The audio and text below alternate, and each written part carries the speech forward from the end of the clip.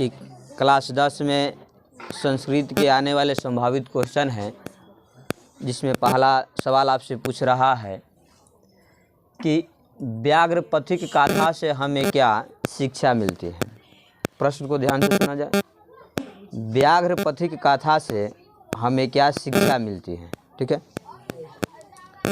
सवाल के जवाब में आपका कहता है कि व्याघ्रपथिक गाथा से हमें लालच ना करने की शिक्षा, किसी हिंसक या दुष्ट पर विश्वास न करने की शिक्षा तथा सोच समझकर कार्य करने की शिक्षा हमें प्रदान किया जाता है।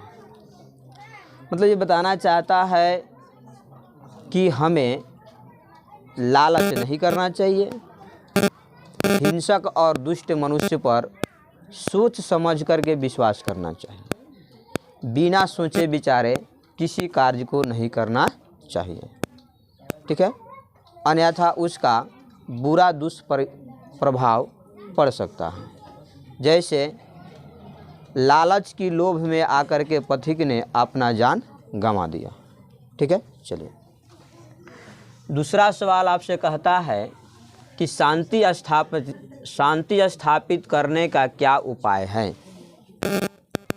संसार में ये सवाल सबसे बड़ा अहम है, घर से लेकर के देश से लेकर के विश्व तक, कि हम शांति की स्थापना किस प्रकार से कर सकते हैं। तो विद्वानों का कहना है शांति स्थापित करने का निम्न उपाय है। विद्वानों, चिंतकों तथा महापुरुषों के जीवन चरित्र को अपना करके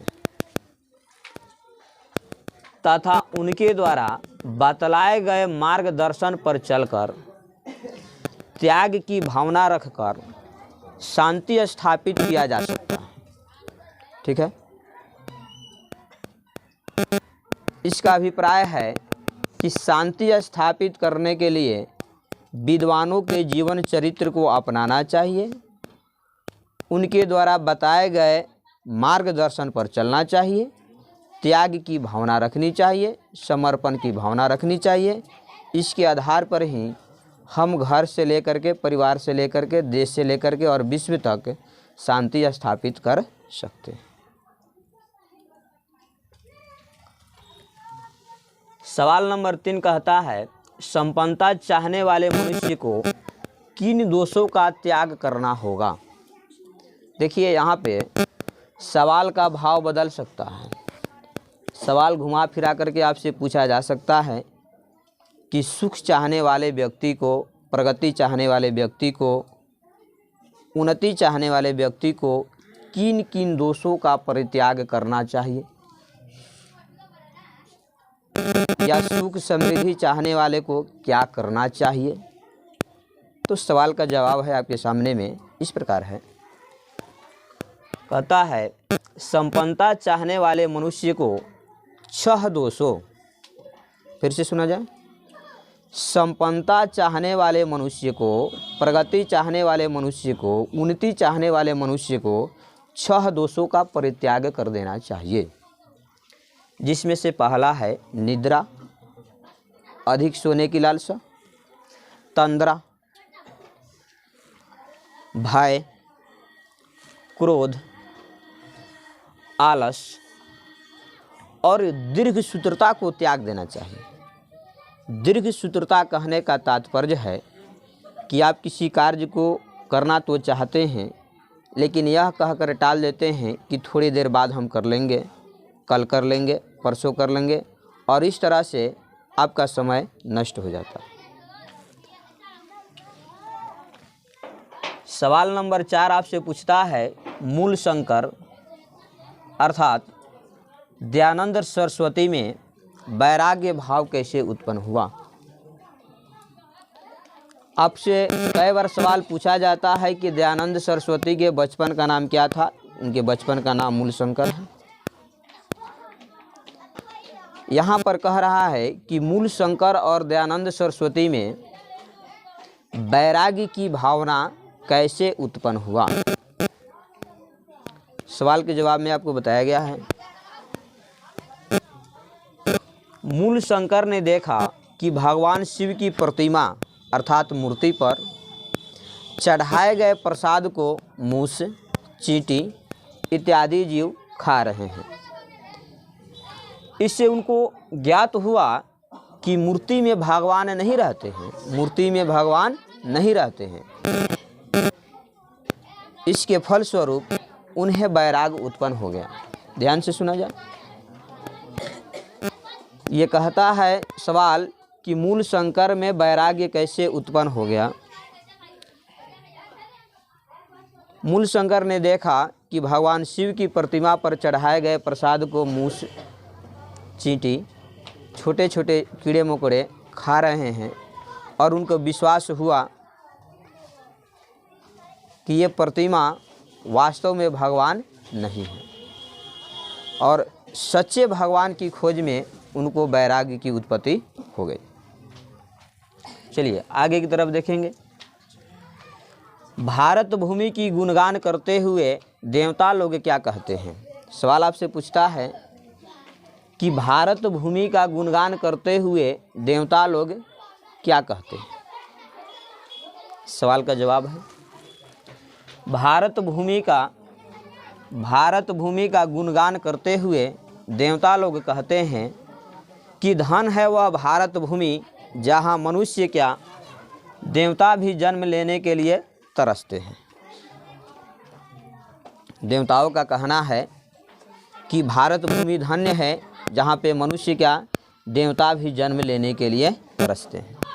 भारत भूमि निर्मला, वत्सला तथा स्वर्ग के समान है।